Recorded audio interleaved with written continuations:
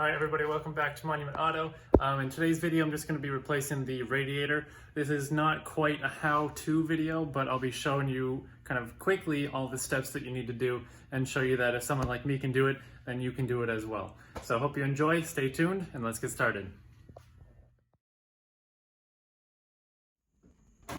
So if you've watched my last video, you know I'm replacing the radiator because there was a very slight leak in the plastic housing. And so the first thing I'm doing here is removing the front bumper. There's a handful of screws and clips on the top near the grill there and then on each side. And then you have to unclip the parking sensors as well as some other wires. The next step is removing this top bracket and the bracket that holds the Distronic sensor as well as the horn. And so you'll see me kind of undoing a handful of 10mm bolts. There are actually two that are down here behind that crash bar, the silver crash bar. And then there are also, I believe, two at the very top there that I already took out. Overall, this job wasn't too difficult. I watched a handful of other YouTube videos replacing radiators, and each video made it seem a little more difficult than I thought it would be. Granted, it is rather messy. You have to drain the coolant, and then you will run into disconnecting radiator hoses as well as transmission cooler lines, and so it can definitely get a little bit messy. So I'd recommend you have a nice big bucket. But otherwise, as long as you're able to create a little space, like in my case taking off the front bumper, it's not too difficult. So as you can see, I finally got those two harder to reach bolts out of the way, and then that whole bracket comes out. And I decided to disconnect the horns and the Distronic sensor and just remove that whole thing to get it out of the way. So once that is out of the way, the next step is to remove that rubber gasket that's at the front of the engine bay. And then there was one last 10mm bolt that I'm working on right there, which is the windshield washer fluid reservoir. It's actually held in with a 10mm bolt that also connects to that radiator top bracket.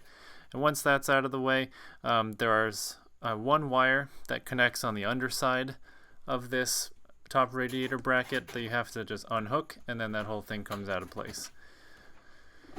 Then I removed the engine cover as well as the intake hoses to gain a little bit more access.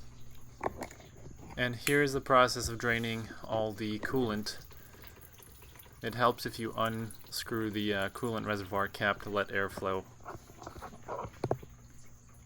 Now the next step is to remove the radiator fan, and so to do that you have to unhook two hoses, radiator hoses, that are on the side there, and get them out of the way, which I will show in detail in a second. The radiator hoses are just held on by normal radiator hose clamps that you have to kind of pinch and then slide out of the way, and they can be kind of tricky, especially if they get wet. But once that's unclipped, there's a fan electrical connector that you also have to unclip, and it's kind of also clipped onto the radiator itself, so just pry that off the radiator and then lift it straight out. You may have to wiggle it a little bit, but it should come out pretty easily. Okay, so before I go any further, I just wanted to show you what needs to be undone to take the actual radiator out. First thing obviously is you have to disconnect this radiator hose here. There's one small one at the top as well that goes to the expansion tank. You have to disconnect this electrical connector from the fan to take it out. You have to disconnect this oil cooler line as well as this oil cooler line. And then at the bottom here, down there is the other coolant hose that goes into the radiator. And then, I'm not sure I had to do this, but for the front, I did disconnect the power steering cooler from the condenser just to kind of get these lines out of the way, because they are clipped in to the side of the radiator housing. And so I just disconnected this entire thing so it could kind of slide out of the way and be a little more flexible. And then I didn't have to remove the actual AC condenser, but I think if you were removing that as well, you would just have to disconnect the AC lines down there. But otherwise, I think the AC condenser is free as well. Okay, so now that you've seen what actually needs to be removed to get the radiator out, here's the process. It is kind of a tight fit, and so I had to tip it kind of on its side there to clear some of the AC lines that were not disconnected, but not too bad overall. And here's the aftermath. It's nice to actually get a look at the front of the engine. Everything looks to be in good shape. I don't see any evidence of oil leak. That wetness on the kind of bottom cross member there is just all the coolant that leaked out and a little bit of the transmission fluid as well. And so I'll clean that up before I put everything back together. But I think overall this engine's looking pretty good. Maybe if I had thought ahead a little bit more, I could have replaced some of the radiator hoses just to avoid any dry rotting or cracking in the future. But overall they seem to be in pretty good shape, so I think it's okay that I'm not.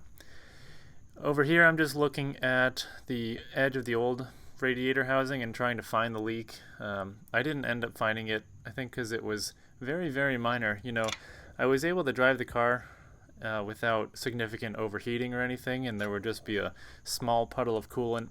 And right here is some of the mess that I was talking about. That's the amount of transmission fluid that I lost doing this job. Also, for what it's worth, I think I did not need to unscrew this entire piece that's in my hand.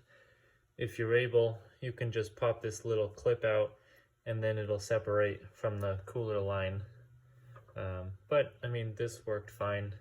And the new radiator comes with new pre-installed fittings here with the clip, so you can just, you know, stick the new cooler line straight in there and it should, you know, stay in place. To get the new radiator in, just kind of slowly lower it back into the space here. Make sure that at the bottom, down there and down there at each corner, there's two kind of mounting tabs where it kind of sticks into the frame of the car to keep it sturdy. So make sure those line up. Make sure that, you know, the AC condenser lines are resting where they're supposed to in the side of the new radiator. And it looks like this one did not come with anywhere for these to clip in on the side, but I think that'll be okay. Make sure to clip the AC condenser back into the radiator here and here, and then we'll seat this cooler back where it's supposed to be and make sure we put the bolts back in. 1, 2, and 3, I believe was down here somewhere. When you put this main bracket back in, make sure that these tabs, or these kind of holders, line up with, there's two little kind of prongs at the top of this thing that slot into here that prevent it from moving back and forth, as well as the other supports at the bottom.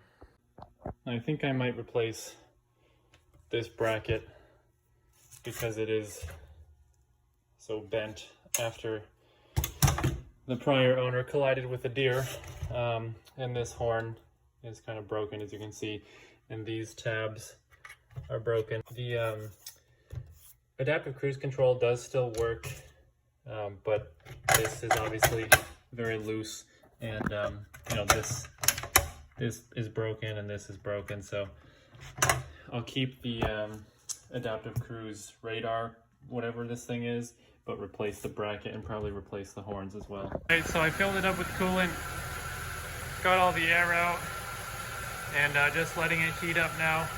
Make sure there's no leaks, and you know, see if I need to top up the fluid at all. But right now it seems to be holding pretty steady.